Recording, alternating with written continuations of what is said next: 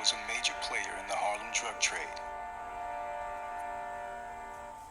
In 1989, Rich Porter's little brother Donnell was kidnapped and held for ransom. Rich was, he was kind of a big deal to Harlem.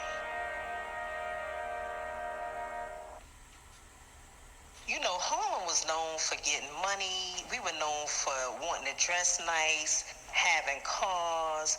The dudes, had the fly chicks, and the chicks always wanted the flyest dudes that was getting money.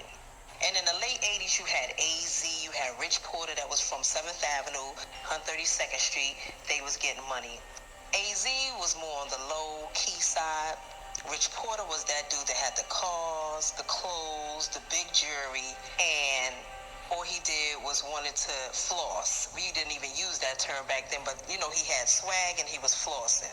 He was that dude that once he came driving up the block, everybody knew who he was. He was somebody that all the girls liked to see coming. He was also the dude that other dudes wanted to be like. Those days were good. Then there came a time where his little brother got kidnapped and he needed to find his brother. Things were going on. The kidnappers demanded a ransom of $500,000 for Donnell's safe release. Rich turned to his cocaine connect Fritz and asked for the funds. You see, Rich Porter was having a problem accumulating the money to pay for the ransom for his brother. So what he did is, he went to speak to Fritz about some help in regards to some money to help pay to get his brother back. So what Fritz did, he gave him a large sum of money plus 30 keys of coke to sell that he could, raise the money to help pay to get his brother back, as well as, step off the game, because he could no longer hustle no more because the feds was already involved. They already know about him, what his lifestyle was about and everything. And the reason why his brother got kidnapped is because they know he was a drug dealer. So they needed that money from him.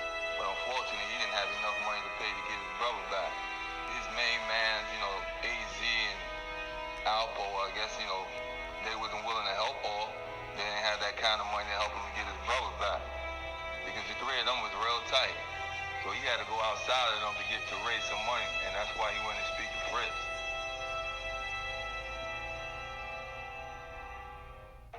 In 1990, Rich Porter was found shot to death on City Island in the Bronx.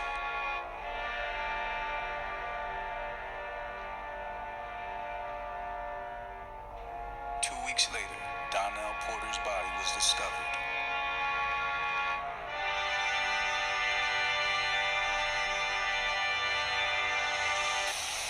In the midst of all that, Rich Porter gets killed. The kidnapping of his brother threw Harlem for a loop. It was a sad time. It was all over the news. It was in the newspaper. Harlem was just in an uproar because he was a baby. Then Rich Porter body gets found. That really threw Harlem for a loop because he was loved by a lot of people. Loved, liked, envied, whatever you want to call it, but he definitely had Harlem's attention.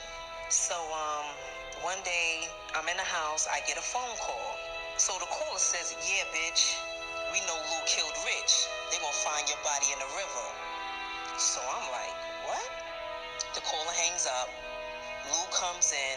I tell him what happened.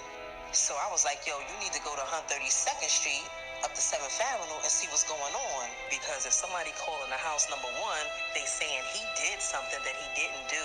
And two, they threatening to kill me and throw me in the river. And I'm like, yo, what the fuck is going on? Me? So he ran to 32nd Street. But before he leaves, I tell him, yo, put the bulletproof vest on, get that thing, and see what's going on. I'm making sure that he go up there right. So he goes up there, but he comes back fast. He told me everything was fine. It wasn't really no need for me to question him, because if he tell me everything good, everything good. So I wasn't really worried about anything.